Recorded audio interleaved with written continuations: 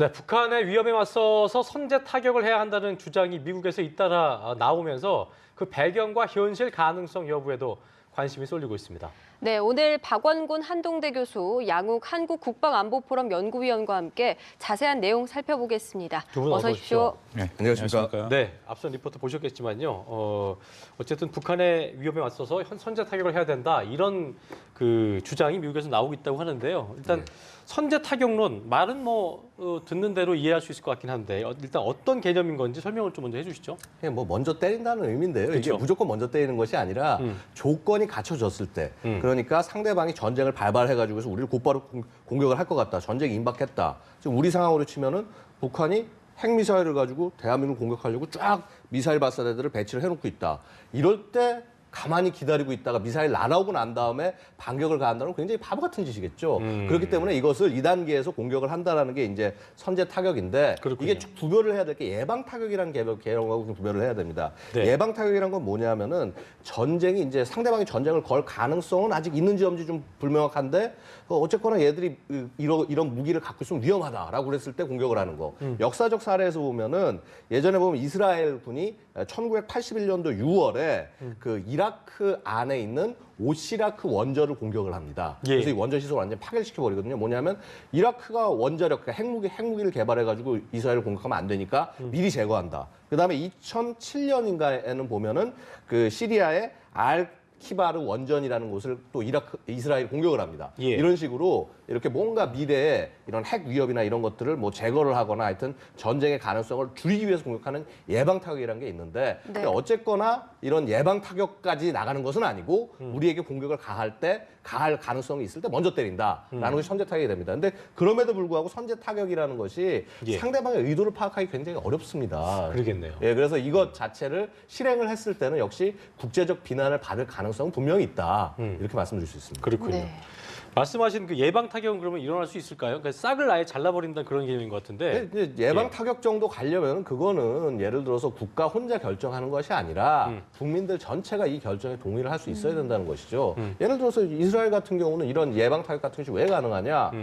우리 이스라엘을 공격하는 나라에 대해서 무조건 징벌을 가해야 된다. 예. 그다음에 그런 어떤 이런 징후를 막아야 된다. 왜냐하면 거기는 이미 4차 중동전, 뭐 레바논 전쟁까지 해가지고 해서 엄청나게 전쟁을 많이 겪고 이런 전쟁이 났을 때 얼만큼 많은 인원이 죽고 다칠지에 대해서 국가 전체의 어떤 합의가 있기 때문에 위협은 미리 잘라낸다. 이런 과감한 것이 가능하지만은 과연 우리 대한민국 안에서 그런 것이 가능할지 이거는 각 나라의 정치적 상황에 달려 있다. 그다음에 그러겠네요. 국민의 의지에 달려 있다. 이렇게 말씀드릴 수 있겠습니다. 박 교수님은 선제 타격에 대해서 가능성에 대해서 어떻게 실제적으로 어떻게 보고 계세요? 지금 한국에서 얘기되고 지금 미국에서도 얘기되는 것 중에 우리가 조금 혼란스럽게 받아들이는 것이 네. 우리 양우 의원님이 잘 설명해 주셨습니다만 이 선제 타격과 예방 타격이 혼재돼서 지금 사용되고 있습니다. 그러니까 선제 타격이라는 것은 개념 구분이 좀 안 돼 있군요. 개념 구분이 예. 안 되고 있죠. 그래서 어떨 때는 뭐 예방적 선제 타격이라는 표현까지 쓰고 있는데 예. 그건 좀 적절치 않은 표현들이라고 생각을 하고요.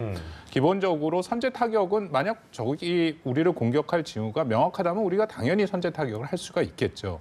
근데 예방 타격 같은 경우에는 굉장히 문제가 많습니다. 북한을 한번 예를 들어보면은 우리가 지금 북한한테 갖고 있는 가장 큰 위협은 북한의 핵과 미사일이죠. 네. 근데 예를 들어서 핵시설 같은 경우에는 물론 이제 영변에 핵 원자로가 있지만 고농축 우라늄 시설들이 또 산재에 있지 않습니까? 네. 그래서 만약에 우리가 예방 타격을 시도를 한다면 우리의 목표는 북한의 핵과 미사일 능력을 무력화시켜야 되는데 그렇죠. 그 영변만 공격을 한다 하더라도 그러면 고농축 우라늄 시설은 계속 건재하기 때문에 우리 입장에서는 북한에서는 계속 이제 개발이 가능한 거죠.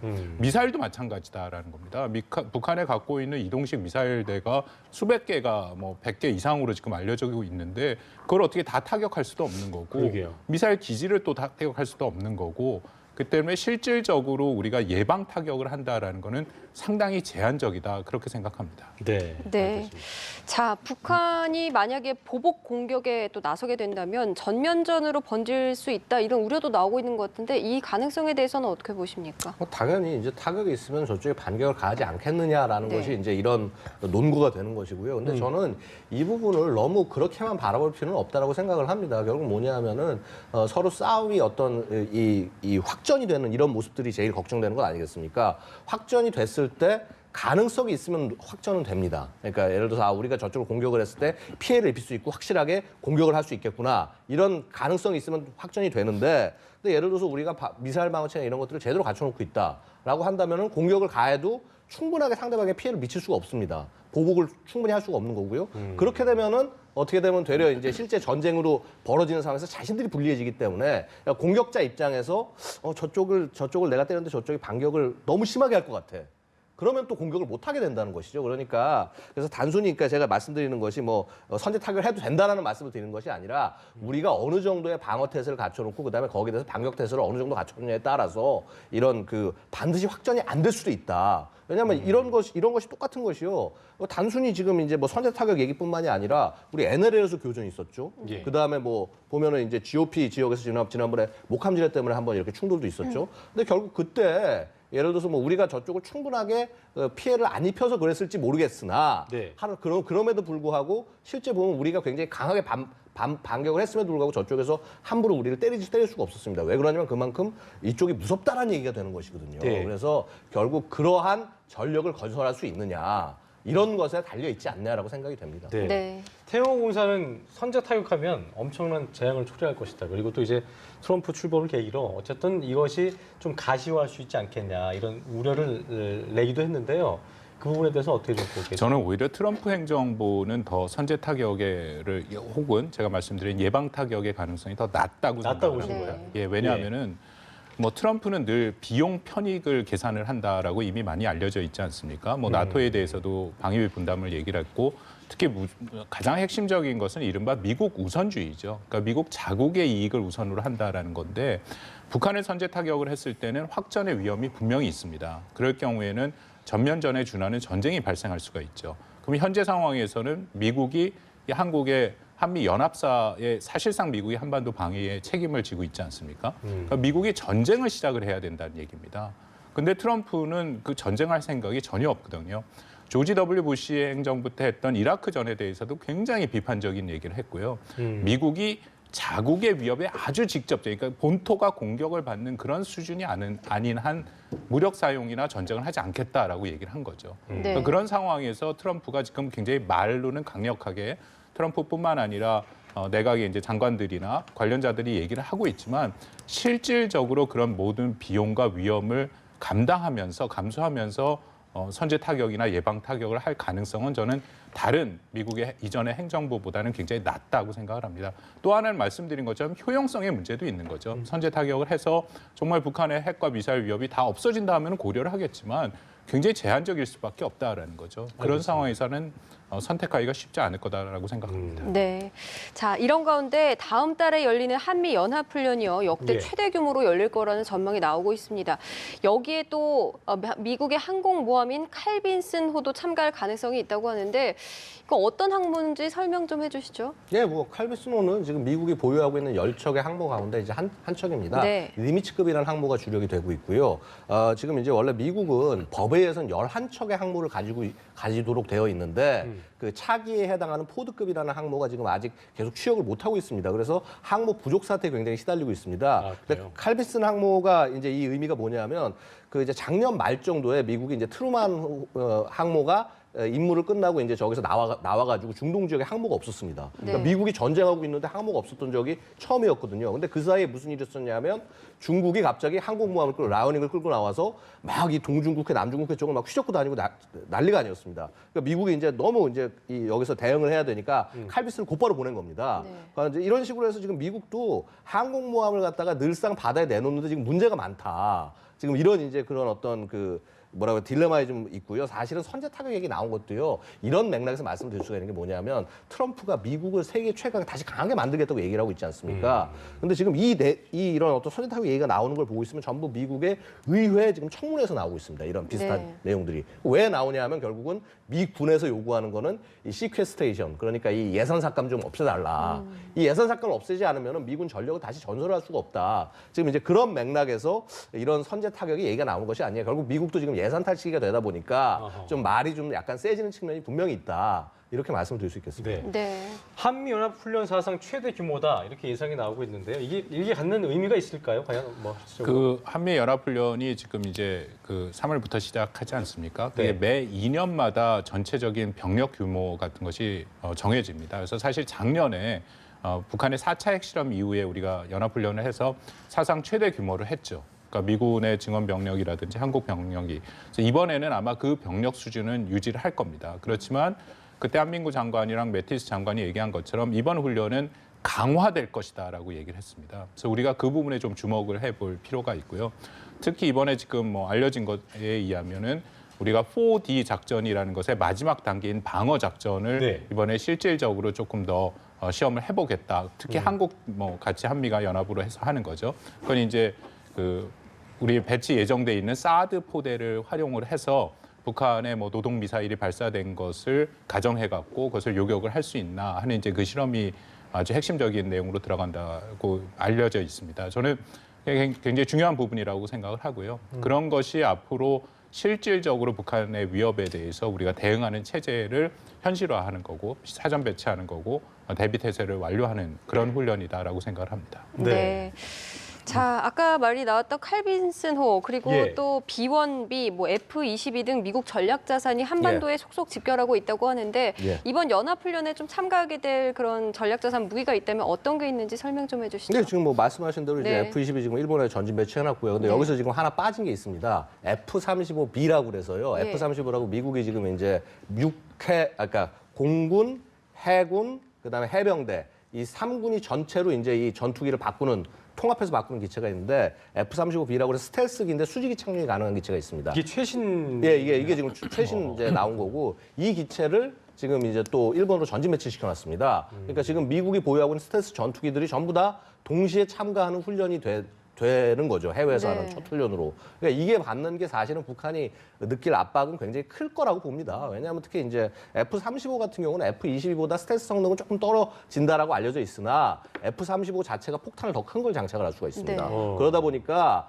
그야말로 화력이 세겠네요, 그만큼. 그렇죠. 그만큼 이제 그러니까 F-22에는 1,000파운드짜리 폭탄 2개밖에 안 들어가는데 예. F-35에는 2,000파운드짜리가 2개가 들어가거든요. 네 배, 그러니까 이제 네 배군요. 예. 그런 파괴력을 가진 것들이 자꾸 배치가 되고 이제 공격을 할 수 있다. 그러면은 사실은 지금 나온 이런 선제 타격에 관한 얘기에 더해져서 이런 전력들이 배치가 돼 있으니까 북한 입장에서 엄청난 압박을 느낄 수밖에 없는 것이거든요. 그러니까 뭐 그거 이외에도 이제 아까 우리 교수님께서 정확히 지적해 주셨지만 사드 같은 게 배치되는 상황까지 생각을 해본다. 그러면 사실 선제 타격은요, 이 대한민국을 방어할 방어 능력이 없는 상태에서 선제 타격한다는 건 불가능한 얘기가 되는 겁니다. 네. 그러니까 결국 그 북한 입장에서 봤을 때는 저쪽이 선제 타격할 수 있는 능력을 자꾸 갖춰져 가네.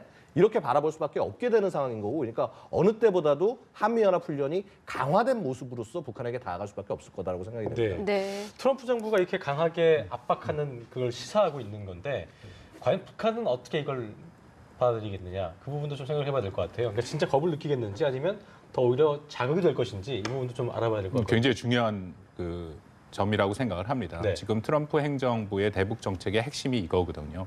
그러니까 어쨌든 간에 분명히 북한의 핵과 그런 미사일 위험에 대해서 트럼프 자신도 트위터에 그때 밝혔지 않습니까? 결코 좌시하지 않겠다. 그렇게 영어로 이제 한 문장으로 딱 남겼는데 그것이 어떤 형태로 진행이 될지는 얘기를 하질 않았습니다. 그것이 오히려 저는 북한의 입장에서는 상당히 오히려 더 공포를 느낄 수 있는 부분이 충분히 있다라고 생각을 합니다. 말한 것처럼 선제 타격에 대해서 지금 저희가 분석을 했습니다만은 북한의 입장에서는 그럼에도 혹시나 공격을 하지 않을까 하는 것은 늘 불안감을 갖고 있거든요. 더군다나 이런 식으로 막강한 미국의 전략 자산들이 한반도에 투사된다라는 거는 김정은 입장에서는 굉장히 큰 부담입니다. 예. 아까 말씀한 F-22 같은 경우에는 오키나와의 그 일본 가네다 기지에 있거든요. 제가 직접 가서 본 적이 있는데 보셨군요. 예. 이게 경납고에 있는데 이걸 일부러 이렇게 빼놓습니다. 그리고 일본은 한국과 많이 달라서 그 기지가 한국 같은 경우에는 군사시설 보호구역으로 다 묶여서 볼 수가 없게 돼 있는데 아예 일본의 그 가네다 기지에는 전망대가 민간 전망대가 있습니다. 그래서 거기를 제가 올라가 봤더니 일본에 이제 이미 그 이른바 오타쿠 문화라고 해갖고 그런 게 있지 않습니까? 그러니까 밀리터리 하는 그 사람들이 다 모여갖고 마니아들이 다 이 망원 렌즈를 갖고 그걸 찍고 있더라고요. 네. 근데 제가 보기에 그쪽에서는 이제 북한 쪽이랑 연결된 사람들 당연히 있을 거고요. 음. F-22를 북한이 두려워하는 것은 이게 뭐 타격 능력이 스텔스 기능이 워낙 좋기 때문에 평양 상공까지 날아가서 특히 이거는 그 평양의 지도부를 타격하는 그런 주 임무를 갖고 있습니다. 그래서 F-22가 경락고 바깥으로 나와서 날아가기만 해도 북한에서는 이게 비상이 걸린다라는 얘기가 그렇군요. 있거든요. 그런 상황인데도 이런 식으로 전략 자산이 대규모로 들어온다라는 거는 북한 입장에서는 굉장히 곤혹스러운 일이고 이미 2일 날 발표를 했지 않습니까? K 리졸브랑 뭐 하고 있는 훈련에 대해서 또 비난하는 성명이 이미 나온 상태고요. 그래서 북한의 입장에서는 큰 부담이 될 거라고 생각을 합니다. 네. 자, 여태까지를 보면 뭐 연합훈련이 있고 이럴 때 북한 쪽에서 또 무력 도발을 하지 않았습니까? 그렇습니다. 이번에 또 오는 16일이 김정은 생일이기 때문에 이 시기에 또 맞춰서 북한이 도발을 할 가능성이 있다고 보는 시각도 있던데 어떻게 충분히 예측을 하십니까? 생각을 해볼 수 있을 것 근데 같습니다. 충분히 뭐 생각을 해볼 수가 있거든요. 도발의 수위가 어느 정도냐가 늘상 문제일 겁니다. 예. 그러니까 이 도발 수위 자체가 예를 들어서 지금 이제 북한이 예고하고 있는 ICBM 발사일 거냐 이 가능성은 좀 상대적으로 낮지 않겠느냐라고 생각이 됩니다. 그다음에 또 그 이외에 그럼 또 생각해 볼 수 있는 게 이런 생일을 기념하는 가장 큰 행사 중에 하나가 보면은 뭐 예를 들어서 그 로켓 장거리 로켓을 발사한다. 그러니까 인공위성 발사라고 북한이 얘기하죠. 근데 그거 발사하려면 지금 준비가 다 돼 있어야 되는데 동창리 발사장 지금 상황 보면 별로 준비가 안 돼 있습니다. 근데 지금 이제 북한 내부의 어떤 이제 뭐 예를 들어서 조선중앙 TV 같은 거 저도 뭐 이렇게 시간 될 때마다 보는데 보고 있으면은 거기 뭐 계속 지금 김정일 생일하고 그다음에 우리 뭐 위대한 장군이 하면서 미화하는 내용만 계속 나오지 뭔가 새로운 내용들 같은 것들은 나오지 않고 있습니다. 그래서 지금 현 상황에서 도발을 만약에 한다고 하더라도 ICBM급에 해당하는 그런 굉장히 대규모 도발의 가능성은 상대적으로 낮다. 그러나 이거를 전후해서 무언가 지난번 이제 무수단 시험 발사 여러 차례 실패했다고 나온 거 있지 않습니까? 그런 것에 관한 것들은 충분히 있을 가능성은 있다라고 생각이 됩니다. 네. 자, 이런 가운데 미일 정상회담 이제 트럼프가 일본을 방문할 것이라는 예상도 나오고 저희가 뉴스로도 보도했습니다만 이전 정부에서도 이제 오바마 정부에서도 미일 동맹은 상당히 중요시 됐었고요. 그러니까 트럼프 정부에서는 이전과 좀 다른 점이 있다면 어떤 것들 좀 차별점이 있다고 볼 수 있을까요? 아베 신조 일본 수상이 굉장히 잘하고 있다라고 생각을 합니다. 예. 뭐 개인적으로는 워낙 보수 우익 성향이라서 한국에는 인기가 없고 우리에게는 좀 불편한 상대이긴 하지만 국가 지도자로서는 일본의 국익을 위해서는 굉장히 모범적인 그런 행보를 보이고 있죠. 무엇보다도 이제 트럼프가 당선되자마자 당선자 신분인 트럼프를 뭐 공식적인 그런 오피스도 아닌 데로 찾아갔지 않습니까? 그거는 외교 의전상 전혀 말이 안 되는 거거든요. 현직 내각 수상이 그렇게 갔으면. 그러니까 예를 들어서 만약에 그런 일이 한국에서 벌어졌다라면 이제 4대 외교라고 해갖고 비판을 받을 수 있는 거였는데 그 당시 일본은 너무 한국 쑥그리고 들어간다 뭐 그런 그럼요. 건가요? 예, 그렇죠. 한국의 입장도 사실 일본이랑 크게 다를 바가 없이 트럼프한테 좀 비판을 받는 방위비 분담 문제라든지 무임승차라든지 뭐 TPP라든지 그런 거로 한국도 비슷하게 어려운 입장인데 일본 수상은 뭐 직접 찾아갔죠. 예. 찾아가고 이제 드디어 정상회담도 하고 뭐 들리는 말에 의하면 정부 연기금까지 동원을 해갖고 예. 미국에 투자를 하겠다라는 얘기도 들리고 이런 식으로 트럼프의 성향을 볼 때는 앞으로의 국제 관계는 국가 지도자와 지도자 간의 관계가 굉장히 중요할 겁니다. 그러니까 결국 트럼프가 모든 것을 결정하기 때문에 상대편 지도자랑과의 이른바 배짱이 서로 잘 맞는다면은 일이 굉장히 쉽게 풀리겠죠. 이미 우리가 보고 있지 않습니까? 푸틴과 트럼프와의 관계, 예. 앞으로 미국과 러시아의 관계는 굉장히 잘 풀릴 겁니다. 근데 그런 의미에서 일본 아베 신조 수상이 굉장히 빨리 트럼프와의 그런 관계를 형성해 나가고 있다라고 저는 보이고요. 그렇기 때문에 미일 관계도 앞으로 잘 풀릴 가능성이 트럼프가 크다라고 그것도 용인할 생각합니다. 것이라고 보고 예, 계신 거고요. 그렇습니다. 예, 알겠습니다. 네. 자, 이번 미일 정상회담에서요. 트럼프 대통령이 북한 위협은 우리에게 매우 높은 위협인 우선순위다 이렇게 말을 했는데요. 그런데 아직 트럼프 정부의 구체적인 뭐 대북 정책은 나오지가 않은 상황입니다. 앞으로 좀 어떤 방안들이 포함될 거라고 예상하십니까? 실질적으로 어떤 게 좀 포함될까요? 역시 이제 미국 입장에서는 가장 북한을 어떤 식으로 압박을 해서 이제 비핵화의 그 길로 끌어낼 거냐의 문제인데 이제 결국 지금 이제 여태까지 우리가 했던 여러 가지 노력도 있지 않습니까? 뭐 육자회담부터 네. 시작해가지고 해서 아니면 뭐 유엔 대북 제재부터 여러 가지 노력들을 지금 해오고 있는데 지금 이게 과연 여태까지 지금 쓸모가 있겠느냐? 사실 이런 부분에서 굉장히 비판이 많고 그다음에 육자회담의 틀에 대해서 사실 미국 내부 특히 이제 보수 내부에서도 굉장히 많은 비판이 있었던 것이 사실입니다. 그래서 이 육자회담의 틀을 뭔가를 좀 바꿔낼 새로운 방안들이 나오지 않겠느냐가 지금 관건이고요. 사실은 이 북한에 대한 정책이 나오기 전에 먼저 저는 바라봐야 될 게 중국에 대한 정책이 어떻게 될 건가를 봐야 되는 겁니다. 네. 왜냐하면 중국에 대한 스탠스가 나와야 그래야 뭐 예를 들어서 육자회담 기본을 존중해서 가느냐 아니면 뭔가 새로운 판을 꾸리느냐가 나올 것 같은데 그 2월 8일인가 보면은 이제 시진핑과 그 트럼프가 드디어 처음 전화 통화를 했습니다. 네. 그러니까 이전 취임 1월에 취임했는데 이전까지 전화 통화가 없어가지고 많은 나라들이 솔직히 걱정을 했어요. 이게 소위 미국하고 중국이 이제 충돌하는 것이 아니냐. 네. 그런데 전화 통화를 해서 거기서 하나의 중국 정책, 그러니까 대만을 이제 무시하고 네. 이제 중국만 정부 인정하는 이거는 변함이 없다라고 확인을 해줬단 말입니다. 근데 이것 자체가 사실 그렇다고 해서 트럼프가 지금 소위 얘기하는 리셋. 그 모든 그 외교안보 정책을 다시 검토한다. 이것에서 벗어나는 거라고 우리가 단언을 할 수는 없다는 거죠. 결국은 중국에 대한 입장이 정확히 나왔을 때 북한을 어떤 식으로 접근할지는 나올 것 같고 그다음에 근본적으로 북한에 대해서 강하게 뭔가 대응을 해 나간다. 이 부분에 대해서는 변함은 없을 것 같습니다. 네. 지금 모든 것은 결국 지금 이제 이 소위 한미 연합 훈련 이후에 북한이 어떻게 대응을 하느냐, 그다음에 중국과의 관계가 어떻게 설정이 되느냐 여기에 달려 있지 않나라고 생각이 됩니다. 정확한 것은 결국 6월 정도가 되면 확실한 것이 보이지 않을까 싶습니다. 네, 알겠습니다. 자, 지금까지 박원곤 한동대 교수, 양욱 한국국방안보포럼 연구위원과 함께했습니다. 두 분 고맙습니다. 고맙습니다. 네, 감사합니다.